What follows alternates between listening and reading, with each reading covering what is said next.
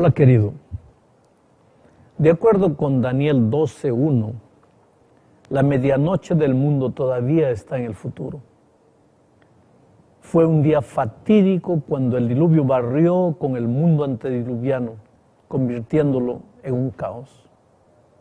Fue también un día fatídico cuando Jerusalén cayó ante el ejército romano y más de 1 millón de judíos perecieron.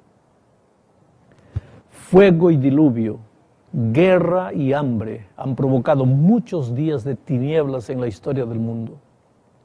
Pero cuando venga el día de angustia, cual nunca fue mencionado en Daniel 12:1, ya no habrá más días fatídicos. Obviamente, el diablo no se entregará sin lucha. La Edad Media fue testigo de un tiempo de angustia como nunca había habido antes, a causa de la persecución de la iglesia medieval. Millones de inocentes y fieles cristianos perecieron. Justo antes de la segunda venida de Cristo, habrá otro tiempo de angustia en el cual las 7 últimas plagas caerán sobre aquellos que han oprimido al pueblo de Dios. Las 7 últimas plagas se originan en el templo de Dios y 7 santos ángeles son los encargados de derramarlas sobre la tierra. Eso está escrito en Apocalipsis 15:6. Satanás ya no tiene restricciones y por lo tanto tendrá total control sobre los impenitentes. Cuando los ángeles de Dios dejen ya de contener los vientos violentos de las pasiones humanas, todos los elementos de contención se desencadenarán. En el capítulo 12 de Daniel se menciona 3 periodos de tiempo. 3 tiempos y medio, en el versículo 7, 1290 días, en el versículo 11, y 1335 días, en el versículo 12. En años recientes, algunos han comenzado a aplicar estos periodos de tiempo al futuro, rechazando la comprensión tradicional que sitúa los 3 tiempos y medio, los 1290 años y los 1335 años, como periodos proféticos del pasado. Algunas personas hoy creen que deberíamos comprender estos periodos de tiempo como días literales que todavía están por venir. Según estas interpretaciones, los 1335 días comienzan con la ley dominical en Estados Unidos y los 3 tiempos y medio o 1260 días con la ley dominical universal. Estas nuevas propuestas involucran varios problemas que las hacen inaceptables. Por ejemplo, ven los 3 tiempos y medio de Daniel 12 y los 1260 días de Daniel 7:25 y 12:7 como 2 diferentes periodos de la historia. Uno en el pasado y otro en el futuro. Pero, querido, esta manera de interpretar la profecía viola uno de los principios fundamentales de la hermenéutica bíblica que afirma que la Escritura interpreta a la Escritura. Un pasaje es clave de otros pasajes. Si descartamos este principio, la profecía se convierte en una vela de cera que puede doblarse en la dirección que el intérprete quiera. Como hemos dicho antes, la Escritura presenta las profecías de Daniel de acuerdo con el principio de repetición y expansión. Podemos ver claramente esto al considerar las 4 grandes profecías del libro que comienzan en el tiempo del autor bíblico y terminan con el segundo advenimiento. En Daniel 2, por ejemplo, la profecía empieza con Babilonia y termina con la segunda venida de Cristo, a través de la piedra que es arrancada, no con mano humana. En Daniel 7, igual, empieza con Babilonia y termina con la segunda venida de Cristo, el reino dado a los santos. En Daniel 8 y 9 empieza con Medo-Persia y termina con el segundo advenimiento, el cuerno pequeño quebrado sin mano. Y en Daniel 10 al 12 empieza con Medo-Persia y termina con la segunda venida de Cristo, o sea, la resurrección. Estas profecías paralelas cubren esencialmente el mismo periodo desde los días de Daniel hasta el segundo advenimiento. Cada profecía enfatiza diferentes aspectos del mismo periodo. Esta es una manera correcta de interpretar la profecía de Daniel, en armonía con el principio que dice, la Escritura interpreta a la Escritura. cada una de estas profecías amplía la comprensión de la misma profecía. Por ejemplo, el cuerno pequeño de Daniel 7 y Daniel 8 representa el mismo poder histórico, no dos poderes, el mismo poder. Si el acto de quitar el continuo en Daniel 8:11 se aplica a eventos en el pasado, lo mismo debe hacerse con el quitar el continuo de Daniel 12:22. Y si los 3 tiempos y medio de Daniel 7:25 señalan el pasado, así también debe interpretarse los 3 días y medio de Daniel 12:7. Hacerlo de otro modo es burlarse del principio de la Escritura interpreta la Escritura, y es dirigirse a una completa confusión. Las nuevas interpretaciones actuales ven el pasaje de Daniel 12:5 al 13 como una nueva visión que contiene profecías de tiempo para el futuro. Oh, querido, esta forma de ver las cosas ignora la estructura básica de las visiones de Daniel, en las cuales las explicaciones siempre siguen a las visiones. Si bien es cierto que la visión de Daniel 11:2 al 12:4 es en sí misma una explicación de la visión de Daniel 8, no debemos pasar por alto el hecho de que en Daniel 7:8 y 10 al 12 las profecías de tiempo se sitúan siempre dentro de la sección de explicación, no en las visiones mismas. En Daniel 7 la visión termina en el versículo 14 y la profecía de tiempo aparece en el versículo 25. En Daniel 8 la visión concluye en el versículo 12 y la profecía de tiempo solo aparece en el versículo 14. Finalmente, en Daniel 10 al 12, la visión termina en Daniel 12:4 y las profecías de tiempo aparecen a partir del versículo 7. Ahora, interpretar Daniel 12:5 al 13 como una nueva visión destruye la estructura literaria. Otro problema que involucra esta nueva forma de interpretar la profecía es que ignora completamente las conexiones lingüísticas y gramaticales entre las visiones de Daniel 11 y la explicación de Daniel 12. Primero, debemos enfatizar que la visión concluye en Daniel 12:4, con el mandato al profeta de sellar el libro. Daniel 12:5 al 13 es un epílogo de las visiones precedentes y en cierto sentido de todo el libro. No es una nueva visión con un diferente tópico, sino una explicación de ciertos elementos de la visión del capítulo 11. Esto es evidente en la pregunta de Daniel 12:6. ¿Cuándo será el fin de estas maravillas? La palabra hebrea palá, que se traduce como maravillas, puede traducirse también como asombrosos eventos o algo terrible y espantoso. Ahora, siendo que en el versículo 5 del capítulo 12 no se refiere a ningún evento terrible y espantoso, porque ningún evento terrible y espantoso es relatado en este capítulo, entonces estas maravillas solo pueden referirse a los eventos descritos en la visión de Daniel 11.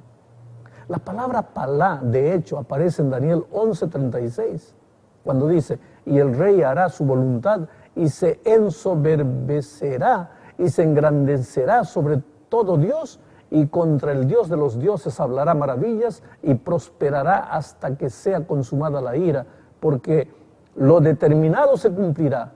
Aquí la palabra se refiere a las blasfemias pronunciadas por el rey del norte. La palabra maravilla se refiere a las blasfemias pronunciadas por el rey del norte. Daniel 8:24 también emplea esta palabra maravilla cuando habla del cuerno pequeño que destruye causando grandes ruinas. Ahí se usa la palabra palá.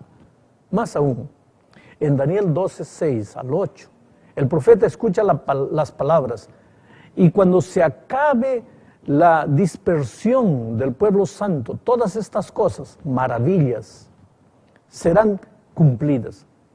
Pero como no las entiende, el profeta pregunta, ¿cuándo será el fin de estas maravillas, de estas cosas? 3 veces, querido, 3 veces en Daniel 12:6 al 8, hallamos la referencia a la palabra palá, o maravillas, o cosas, que puede ser traducido como cosas o maravillas. y en cada vez se refiere a los eventos de la visión del capítulo 11.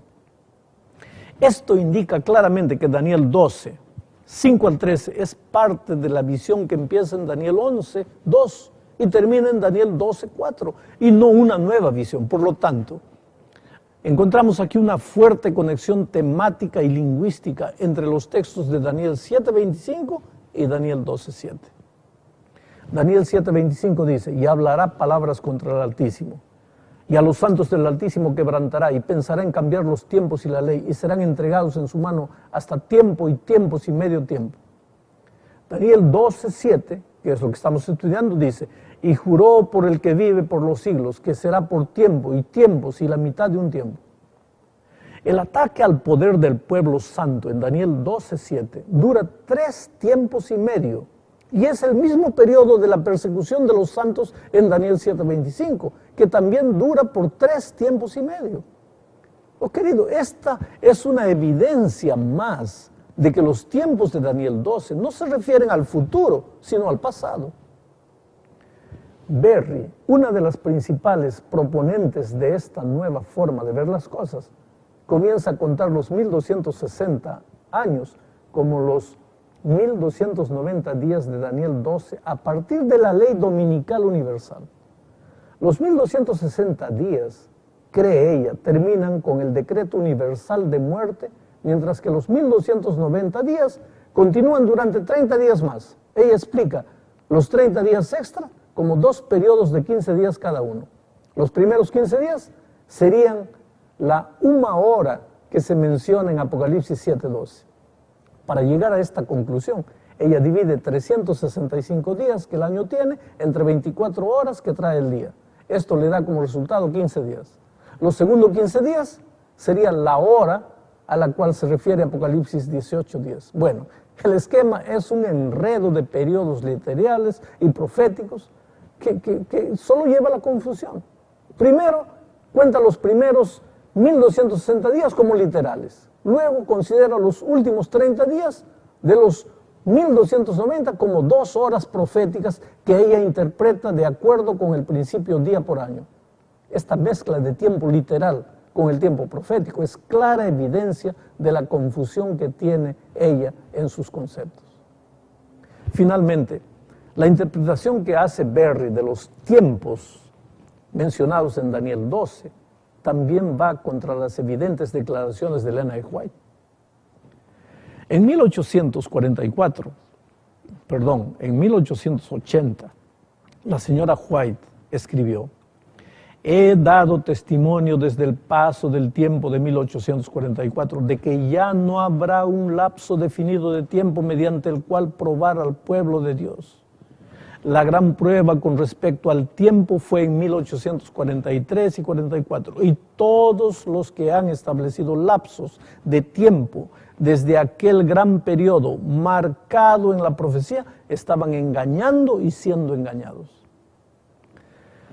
Es cierto que aquí Elena de White habla acerca de poner fechas para la segunda venida de Cristo, lo que no hacen los nuevos intérpretes. Sin embargo, no hallamos indicación en sus escritos de que algún tipo de tiempo profético desempeñaría alguna función en el futuro.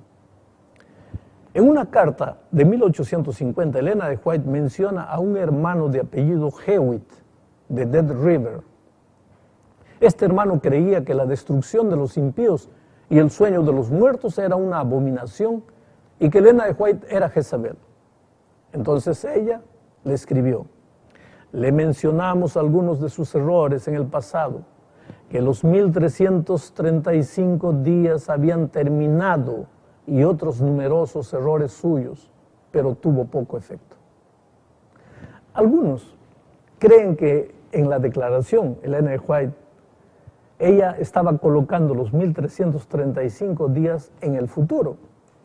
Sin embargo, la cita es clara porque dice: le mencionamos algunos de sus errores en el pasado. Punto. Le mencionamos que los 1335 días habían terminado. Punto. Y le dijimos sus numerosos errores suyos. Oh, querido, si no fuese así, debemos preguntar: ¿Por qué Elena de White reprendió a Hewitt, que supuestamente estaba correcto, y no a su esposo y a todos los demás pioneros que enseñaban que los 1335 días habían terminado, eran cuestión del pasado?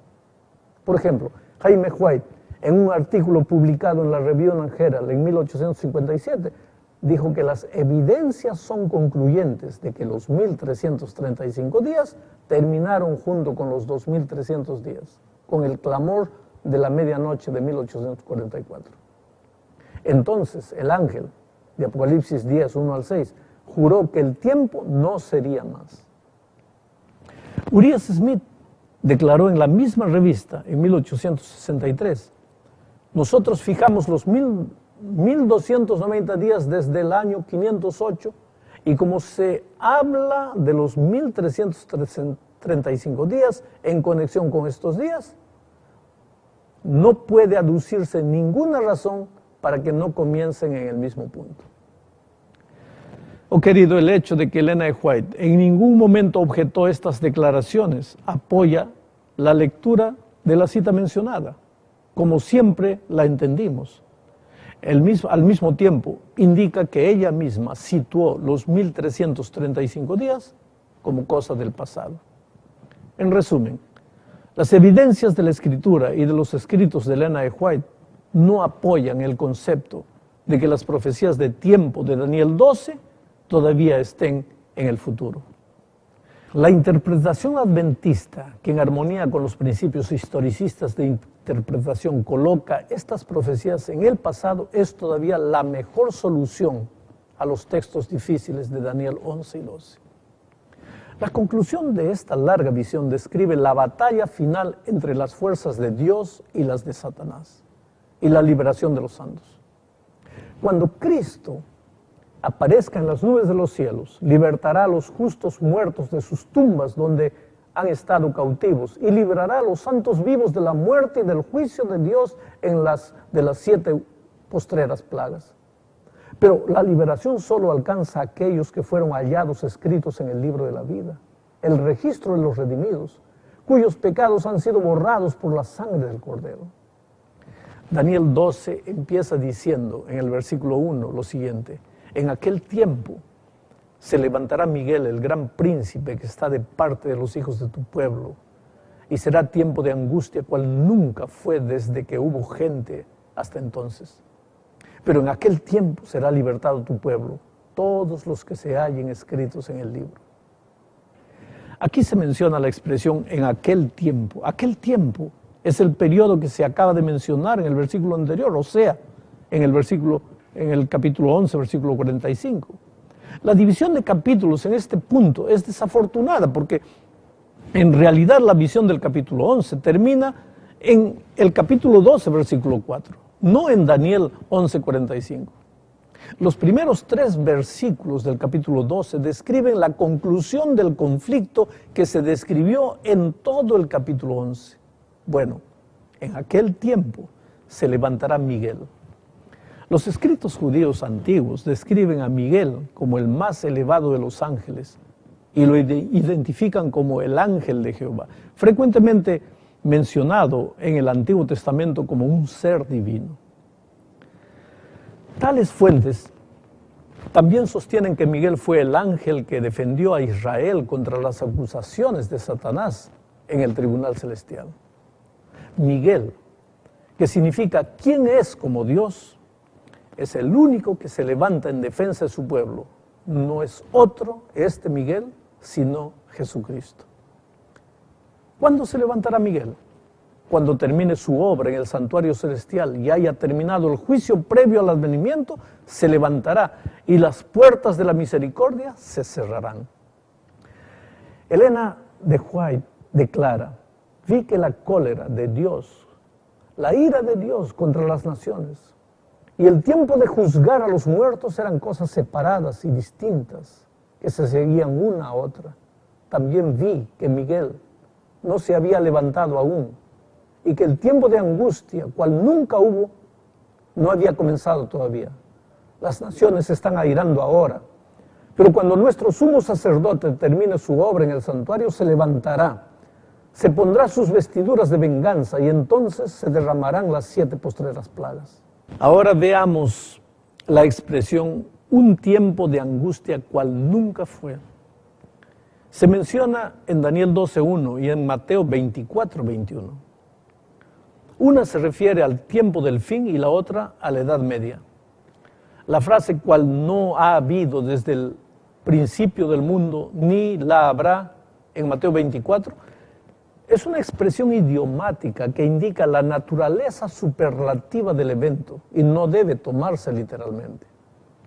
Por ejemplo, en Segunda de Reyes, capítulo 18, versículo 5, nos dice de Ezequías: en Jehová su Dios puso su esperanza, ni después ni antes de él hubo otro como él entre los reyes de Judá.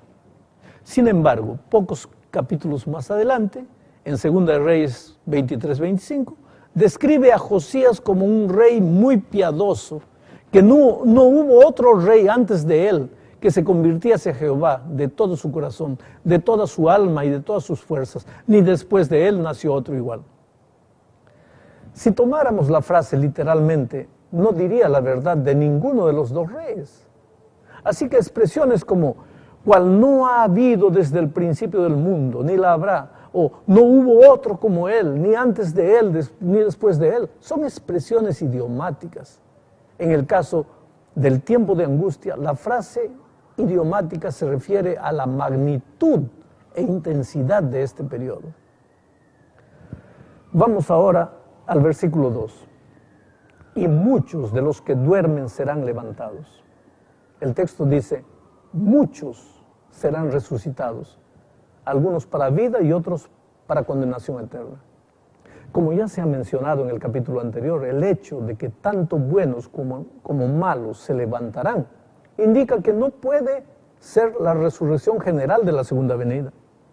Más bien es una resurrección especial de algunos justos y algunos impíos en el tiempo de la séptima plaga. Mira lo que dice el Espíritu de profecía. Los sepulcros se abren y muchos de los que duermen en el polvo de la tierra serán despertados, unos para vida eterna y otros para vergüenza y confusión perpetua. Ahí el N. White cita Daniel 12:2.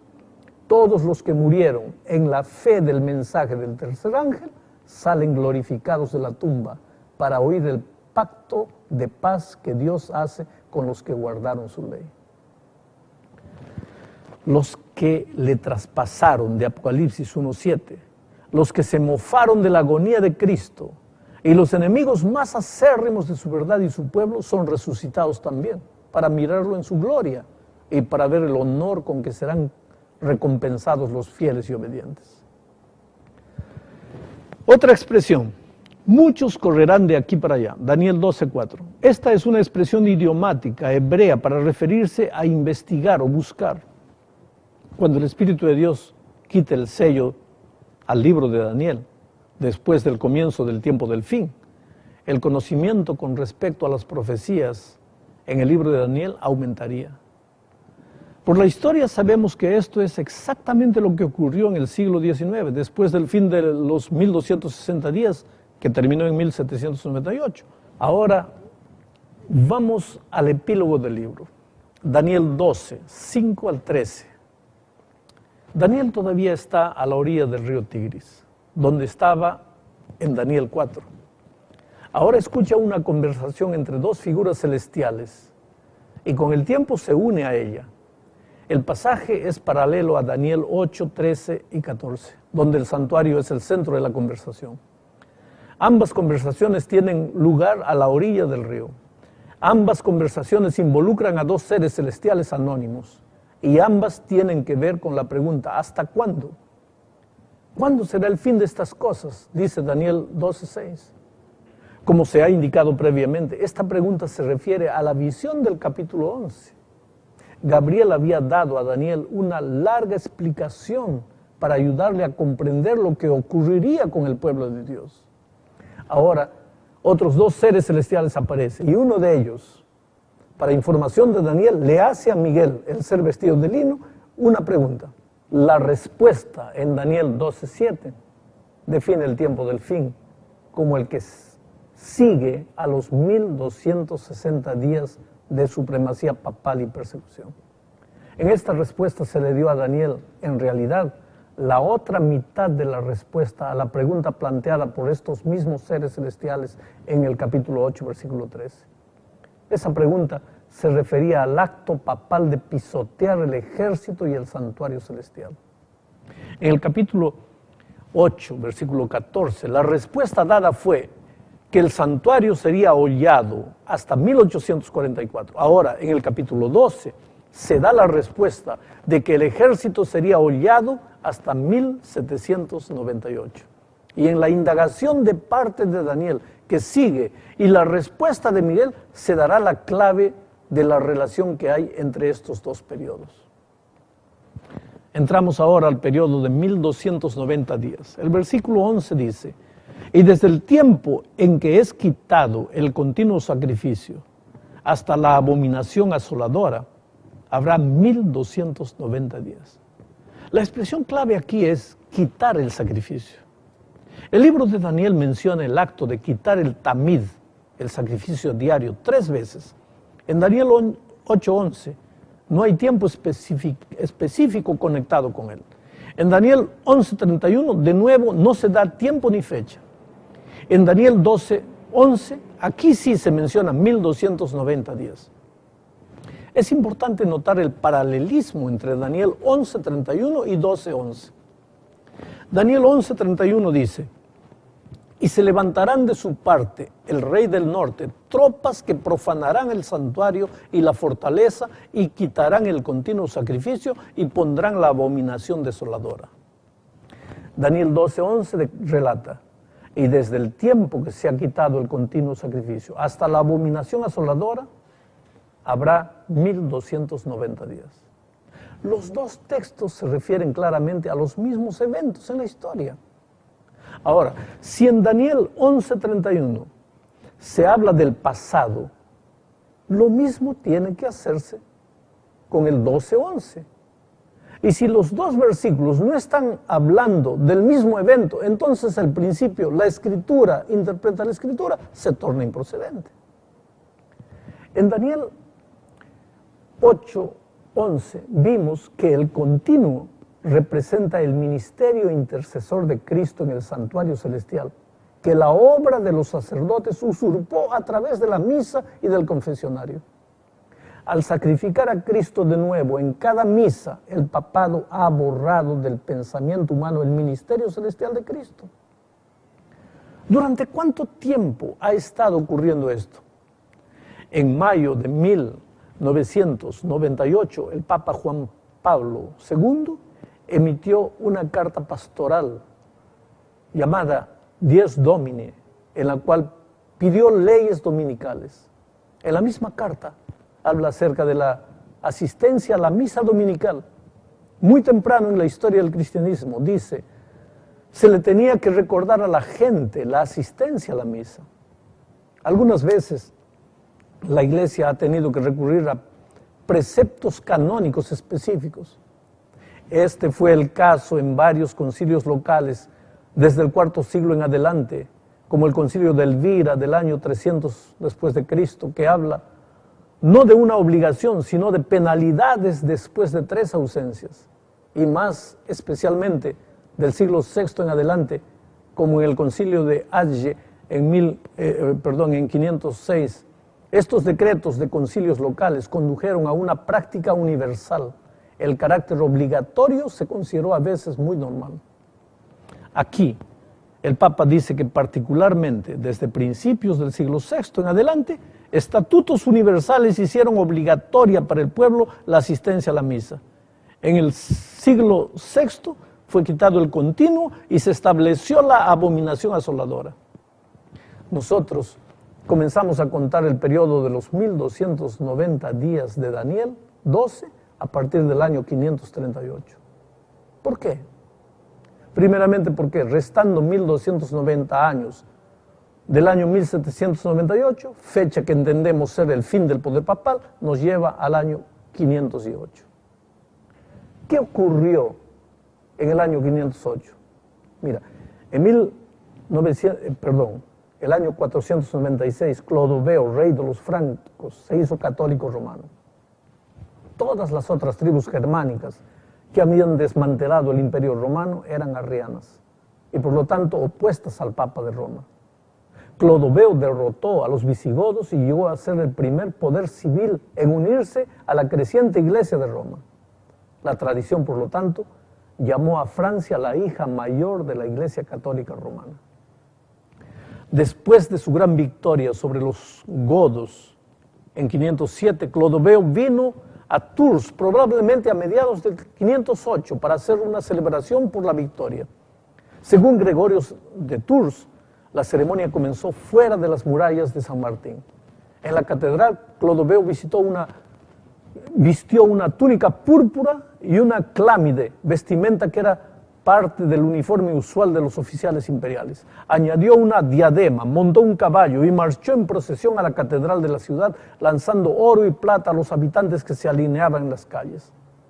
Algunos han visto el incidente como la primera coronación germánica de un emperador. Oh querido, la unión de los poderes civil y religioso, los francos y el papado en aquel tiempo, fue un importante paso en el establecimiento de la abominación desoladora, que se refiere a las enseñanzas antibíblicas del papado y de su imposición a través de la unión de la Iglesia y del Estado. Es una de las ironías de la historia que Francia, el poder que ayudó al papado al principio de los 1290 años, fue el mismo poder que produjo su caída al final del periodo, cuando Napoleón en 1798 tomó al Papa Pío VI prisionero. Analicemos ahora el periodo de tiempo de 1335 días. Daniel 12:2 dice: bienaventurado el que espere y llegue a 1335 días. El pasaje no menciona ningún evento específico para el principio de los 1335 días. El contexto, sin embargo, parece indicar que comenzó al mismo tiempo que los 1290 días. Si eso es correcto, los 1335 días terminaron en 1844, al tiempo de la predicación del mensaje del primer ángel. Este fue también el último año de la profecía de los 2300 años, el cual abarca del otoño del 43 al otoño del 44. El libro de Daniel no conecta la profecía de los 1335 días con la actividad del poder representado por el cuerno pequeño. Más bien lo relaciona con una bendición especial para aquellos que vivan al final del periodo del tiempo. Otra bendición para el tiempo del fin aparece en Apocalipsis 14:13. Bienaventurados de aquí en adelante los que mueren en el Señor, dice. En verdad, eran bienaventurados los que vivieron en el tiempo de la expectación adventista, cuando el mensaje del primer ángel se esparció a través de Europa y América. Y bienaventurados son aquellos que mueren en la fe del mensaje del tercer ángel en el tiempo del fin, porque ellos tendrán parte en la resurrección especial que precederá al segundo advenimiento y la primera resurrección. Bueno, hagamos una aplicación práctica de todo esto. En el capítulo 12, conocimos a los que traen personas para Cristo, es decir, los que enseñan la justicia a la multitud, según Daniel 12:3. Este es también el lugar en el cual encontramos el texto más claro del Antiguo Testamento acerca de la resurrección, el versículo 2. Aquí también el libro de Daniel indica la conclusión del gran conflicto entre Cristo y Satanás a través de la palabra libertado del versículo 1. El versículo 3 dice: los entendidos resplandecerán como el resplandor del firmamento, y los que enseñan la justicia a la multitud como las estrellas a perpetua eternidad. La justicia en la Escritura se refiere tanto al carácter como a la posición. En referencia al carácter, una persona justa tiene una relación correcta con Dios y vive en conformidad con su ley, según 1 Juan 2, 3 y 4. La ley es el reflejo del carácter de Dios. En relación a la posición, la justicia es un estado de aceptación y aprobación divina y libertad de la condenación, según Romanos 8:1.